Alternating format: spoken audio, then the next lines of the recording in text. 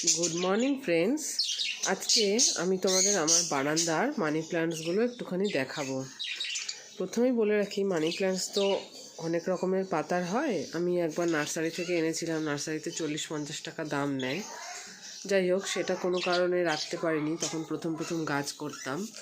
তারপরে আমি এই মানি প্ল্যান্টটা জাস্ট একটু ডাল আর পাতা আর রাস্তার ধার থেকেই কিনে এনেছিলাম। সেই মানি প্ল্যান্টটি এখন এরকম বড় হয়েছে। একদম অল্প মাটির মধ্যে রাখা, এটা জলের মধ্যে রাখা নেই। এটাও একটা ছোট টবে রাখা আছে।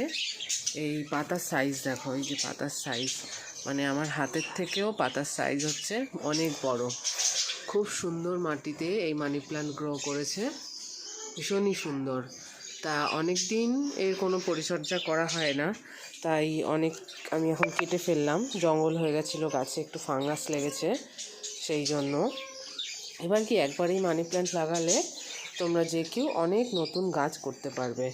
এই যে একটা জিনিস দেখাচ্ছি, এই দেখো, এইটা হচ্ছে শিকড়। এটা মাটিতেও আমি এরকম, দেখো আমার এখানে দেখতে পাবে, এই শিকড়গুলো আমি মাটিতে দিয়ে দেওয়াতে আমার মানি প্ল্যান্টের পাতা এরকম বড় হয়ে গেছে। না হলে সাধারণত এরকম বড় হয় না। এবার এখান থেকে কেটে যদি জলে বা মাটিতে লাগানো যায়, এখান থেকেই নতুন গাছ হয়ে যাবে। এরকম শিকড় একটু রাখতে লাগবে, রেখে আমাদের কাটতে লাগবে। আমি দেখাচ্ছি আমি এটা কী করে কাটবো।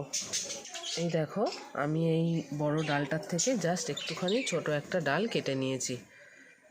এই ছোট একটা ডাল জাস্ট এরকম একটুখানি থাকতে হবে, আরও ছোট হলেও হবে, কোনো অসুবিধে নেই।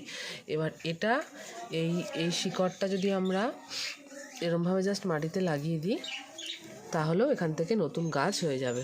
ব্যাস, আমি এটা এইভাবে লাগিয়ে দিলাম, বেশ শিকড়টা মাটির মধ্যে চলে গেল। আবার এটা যদি জলের মধ্যেও রেখে দেওয়া যায়, তাহলেও গাছ হয়ে যাবে। এই দেখো, আমি এটা 10 আগে আমি এই ঘরে রাখার জন্য এটা বানিয়েছিলাম।